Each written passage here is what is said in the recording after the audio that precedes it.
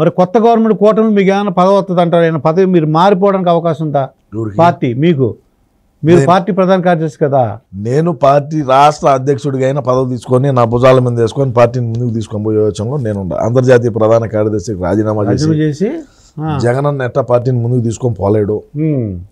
నేను జగనన్న ఏ బాధ్యతలు అయితే ఉన్నాయో ఆ రోజు శివన్న నేను కలిసి పార్టీ పెట్టినాము. ఈ రోజు జగన్మోహన్ రెడ్డి పార్టీని డ్యామేజ్ చేశాడు. మళ్ళా నేను పార్టీ బాధ్యతలు తీసుకొని పార్టీ అధ్యక్ష పదవి తీసుకొని నేను మళ్ళీ పార్టీని ముందుకు తీసుకొని యోచనలో నేను ఆలోచన చేస్తున్నాను. చూద్దాం ఏమవుతుందో. ఇందాక అహంకారం అన్నావు. అహంకారం అంటే బీఆర్ఎస్ ఇక్కడ కేసీఆర్ కూడా అహంకారానికి ఉంది. మరి అప్పుడన్నా తెలుసుకోవాలి కదా మీ జగన్మోహన్ రెడ్డి. తెలియదు పక్క రాష్ట్రం గురించి నాకు అవసరం లేదు. మన రాష్ట్రం వినాయకపోయింది. మంది మనం చూసుకుంటే సరిపోతుంది. పక్కన వాళ్ళు చూడాల్సిన పని లేదు. ఇప్పుడు కొత్తగా ఒక సిద్ధాంతం వచ్చింది. 11 మంది గెలిచారు. దాంట్లో మెజారిటీ పీపుల్ కూటమిలో జాయిన్ అయితే మొత్తం విలీనం చేసేచ్చాడు. నువ్వు భలే ఓడి ఆడుదాం ఆంధ్రాకు మాకు జట్టు దొరికింది, క్రికెట్ టీం దొరికిందని మేము ఆలోచన చేస్తా ఉంటే ఇది నిజం. అదే అవునయ్యా మేము చెప్పేది. ఆడుదాం ఆంధ్ర అని చెప్పి ఒక ప్రోగ్రామ్ పెట్టినాము. ఆడుదాం ఆంధ్ర, మాకు ఆడుదాం ఆంధ్ర అనే దానికి మాకు టీం దొరికింది 11 మంది క్రికెట్ టీము. మేము పెట్టుకుందాం అని వచ్చాను. నువ్వేదో మమ్మల్ని మెంగబెట్టేదానికి వచ్చినట్టు వేడికి అలా అందరూ అనుకుంటున్నారు. 6 వెళ్ళిపోతే చాలు, ఇంకేముండదు, విలీనం చేసినట్టు అయిపోతుంది, మొత్తం రద్దు అయిపోద్దని. లేదు అక్కడ రఘురామకృష్ణరాజు ఏమన్నాడంటే ఇద్దరు అమ్మాయిలు. నేను రాత్రి కూడా రఘురామకృష్ణరాజుతో డిబేట్ లో కూర్చున్నా. ఆయన అదే అన్నాడు, మీకు ప్రతిపక్షం కూడా లేదు, జగన్మోహన్ రెడ్డి అసెంబ్లీకి రాడు.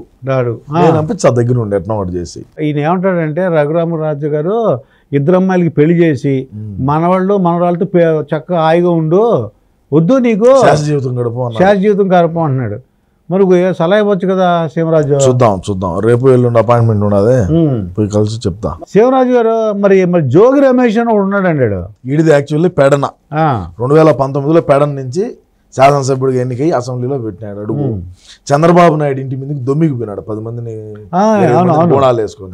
అప్పుడు అన్న చిక్కటి చిరునవ్వుతో ఒక చిరునవ్వు నవ్వి అన్న వికసించిపోయి అన్న ఆనందాలు పొంగిపోయి ఆనందం అంతా అప్పుడు జోగి రమేష్ అన్నకు మంచి పదవిని కేటాయించినారు.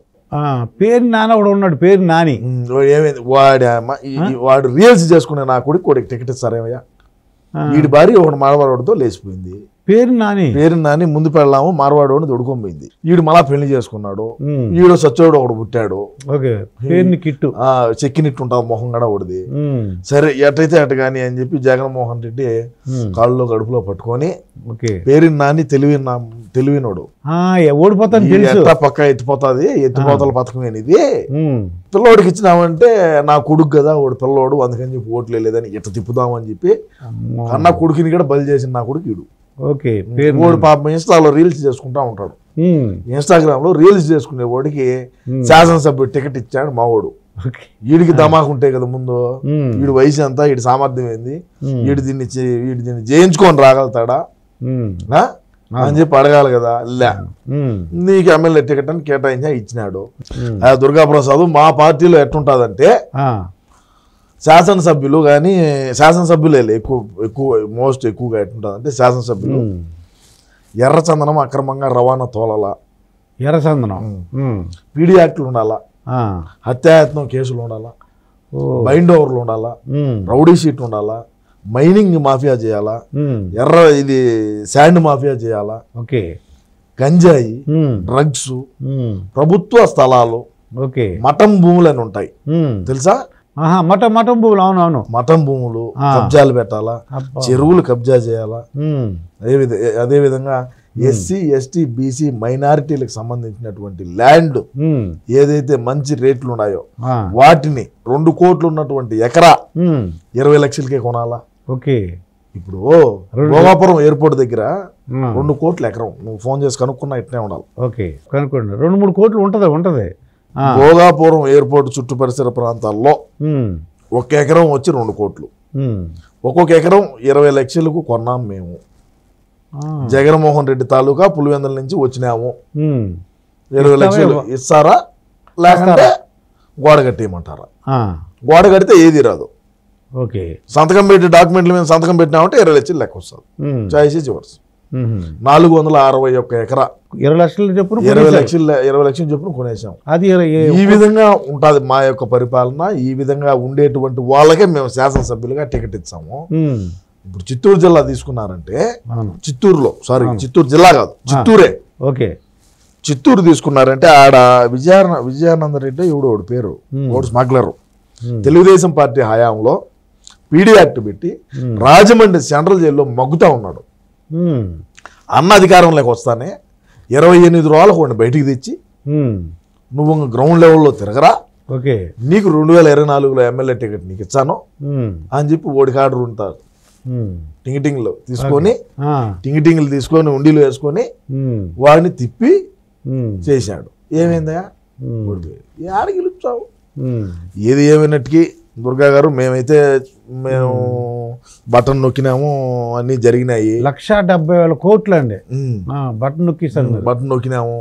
మరి ఈ బటన్ నొక్కడంలో పిల్లులు తిన్నాయా, కుక్కలు తిన్నాయా, పందులు తిన్నాయా, చీమలు తిన్నాయా, లేకంటే ఇంకెవరన్నా తిన్నారా అనేది మేము తెలుసుకునేదానికి కొద్దిగా టైం పడుతుంది. మేము ఆ పరిశీలన చేసే దాంట్లో ఉన్నాము. ఖచ్చితంగా ఇటు రాయలసీమలో ఎవడు ద్రోహం చేశాడు, కోస్తాంధ్రాలో ఎవరు చేశారు, ఉత్తరాంధ్రలో ఎవరు చేశారు అనేది మేము తప్పకుండా కనుక్కొని 2034కో 2039లోనూ మళ్ళా కూడా మా పార్టీ అధికారంలోకి వచ్చాదని అయితే మేము గట్టి దృఢ సంకల్పంతో ముందుకు పోతామని తెలియజేసుకుంటా ఉన్నా. మరి పవన్ కళ్యాణ్ 20 years వరకు చూడకూడదు, రాజకీయాలకు రాకూడదు, నేను చూస్తున్నా అధపాతాళ తొక్తా అని అన్నారు ఆయన. చూద్దాం.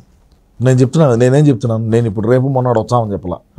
2034లో కానీ 2039లో కానీ అంటే 20 years లెక్కేసుకున్నాను నేను. 2034గా 39 అట్లా ఆ టైంలో వస్తాము అని నేను గట్టిగా అయితే చెప్పగలను. ఇప్పుడు మరి జగన్మోహన్ రెడ్డి గారు ఓడిపోయాడు, మరి ఏంటి కాలక్షేపం, ఎలా ఏం చేయాలి? మరి ఇన్ని కేసులు ఏమో ఎట్టుంటుంది ఏమో చూద్దాం. రాబోయే రోజుల్లో మళ్ళాగడ కలుద్దాం, మనం ఇబ్బంది ఏమన్నది, మళ్ళాగడ కలుద్దాం, మళ్ళాగడ మాట్లాడదాం. మా ఆయనకు ఏదన్నా డ్యామేజ్ జరిగితే నేను ఖచ్చితంగా సోషల్ మీడియాలోనే ఉంటా.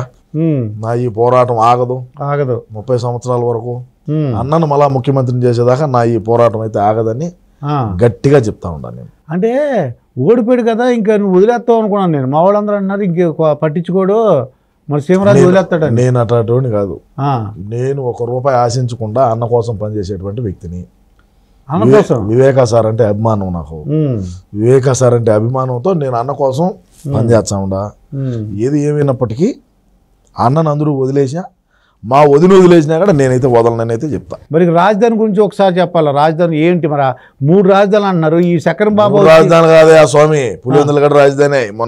నిన్నగడ మేము అధికారంలోకి వచ్చిందంటే పులివెందులగడ ఒక రాజధాని చేస్తుందాము. కొడుకులు చచ్చుందరు రాష్ట్రంలో ఉండే వాళ్ళంతా. ఎవడికాళ్ళు లేకుండా పులివెందులు 10% జాగా కొనుక్కుందాం, 10 గజాలు కొనుక్కుందాం, ఆ రాజధాని కడతాడంట అని రియల్ ఎస్టేట్ చేసుకుందాం. చేసిందంతా అదే కదా బొక్క. కర్నూలు చేసింది రియల్ ఎస్టేటే, వైజాగ్ చేసింది రియల్ ఎస్టేటే. అమరావతిలో రాజధాని రైతులు ₹1 ఆశించకుండా చంద్రబాబు నాయుడు గారి మీద నమ్మకము, చంద్రబాబు నాయుడు మీద ఉండేటువంటి ఒక దీంతో ఆయనకి ఇచ్చినారు. పరిశ్రమలు తెచ్చాడు, రాజధాని కడతాడు, మన పిల్లల భవిష్యత్తు బాగుంటుంది, మన వయసు అట్టా అయిపోయింది, మన పిల్లలు వాళ్ళ బిడ్డలు బాగుంటారులే, రాజధాని ప్రాంత వాసులందరూ కూడా ఏమీ ఆశించకుండా చంద్రబాబు నాయుడు గారికి ఇచ్చినారు. మేము అడిగితే ఎవడేగిని 1 సెంట్ ఇచ్చా నా కొడుకు లేడు. ఎవడేగిన ఒక ఇటుకి పెడతావు అన్నా కూడా అబ్బో మా తావులో పెట్టొద్దు అంటారు. ఏం చేస్తాము, ఈ బాధలు ఎవడో చెప్తావు. మీరేమో మీ ఇష్ట ప్రకారం కూర్చొని అడుగుతారు. ఇవన్నీ చెప్తే మళ్ళా మీ వీక్షకులు కూడా ఒకరు హట్ అవుతారు. మరి లోకేష్ రెడ్ బుక్ మర్చిపోతాడు ఆయన అన్న? ఎవరా లోకేష్? ఎగరేసి అంటే గెలిచేసాడు కదా, ఆనందంలో మర్చిపోయి పక్కన పెడతారు కార్యకర్తలు. అట్లుండదు కానీ బట్ ఏంటంటే మేము చేసిన తరాచకం అయితే చేయడని నాకు తెలుసు, నేను అనుకుంటున్నా. ఎందుకంటే మేము నడిపించిన రాజ్యాంగం రాజారెడ్డి రాజ్యాంగం 5 ఏళ్ళు. చంద్రబాబు నాయుడు గారు అటు ఒప్పుకునే మనిషి కాదు. మనం నేను కూడా చూస్తున్నా చిన్నప్పటి నుంచి. చట్టం, ఐపీసీలు ఉన్నాయి, న్యాయస్థానాలు, కోర్టులు, అదే జడ్జిలు, లాయర్లు ఉన్నారు, జ్యుడిషియల్ ఎంక్వైరీ వేద్దాము, చట్ట ప్రకారం చర్యలు తీసుకుంటున్నాము. అంటే ఎవరైతే మా అన్న కోసం అధికారులు, పోలీసులు ఎవరైతే ఉన్నారో వాళ్ళు అతి ఉత్సాహంగా ఎవరైతే పనిచేస్తుంటారో రాబోయే రోజుల్లో తప్పకుండా నారా లోకేష్ అనేటువంటి వ్యక్తి వదిలేటువంటి వ్యక్తి కాదు. చంద్రబాబు నాయుడు అయినా వదులుతాడేమో కానీ ఈ లోకేష్ అనే మనిషి వదిలేటువంటి వ్యక్తి కాదు. ఆయన రాముడు, ఈయన దేవుడు, ఈయన ఏదో చెప్పాడు లోకేష్. అవి మనకు అవన్నీ నేను వినలేదులే, అవన్నీ నాకు సంబంధం లేదు. కానీ బట్ ఏంటంటే రాబోయే రోజుల్లో మాత్రం ఎవడైతే అతి ఉత్సాహంగా సిఐడి అయితేనేమి, ఎస్పీ గారు అయితేనేమి, డీజీపీ అయితేనేమి, అదేవిధంగా ఎవడైనా ఎస్పీ అయినా, అడిషనల్ ఎస్పీ అయినా, డిఎస్పీ అయినా, ఎస్పీ అయినా అతి ఉత్సాహం చేసినటువంటి హోమ్ గార్డ్ కూడా అయినా సరే వదిలే ప్రసక్తి ఉండదని ఆయన స్పష్టంగా చెప్పినాడు. ప్రజాప్రతినిధుల కోర్టులో సమాధానం చెప్పాల్సి ఉంటుంది, దానికైతే సిద్ధంగానే ఉండాల్సి వస్తుంది తప్పకుండా. మరి సజ్జల రామకృష్ణారెడ్డి ప్రతిదానికి వచ్చేస్తాడు, ఎలక్షన్ అయితే కనపడలేదు ఆయన. సజ్జల గాడు కనపడ్డు, సజ్జల కొడుకు కనపడ్డు, వాళ్ళకి కావాల్సిన కాడికి తీసుకున్నారు, అన్నను వంట రోడ్డు చేశారు. నేను చెప్పేది అదేనయ్యా నీకు, ఎవరు వంట రోడ్డు చేసినా నేనైతే నేను అన్నకు తోడుగా, చేదోడుగా, వాదోడుగా, అన్నను ఎవరన్నా ఒక మాట అన్నా నేనైతే ఒప్పుకోనని మరొకసారి తెలియజేసుకుంటూ కలుద్దాం, మళ్ళీ ఒకసారి కలుద్దామా? ఓకే, థ్యాంక్ యూ శివరాజు, మళ్ళీ ఒకసారి కలుద్దాం. ఓకే అండి, థ్యాంక్ యూ వెరీ మచ్. నమస్కారం.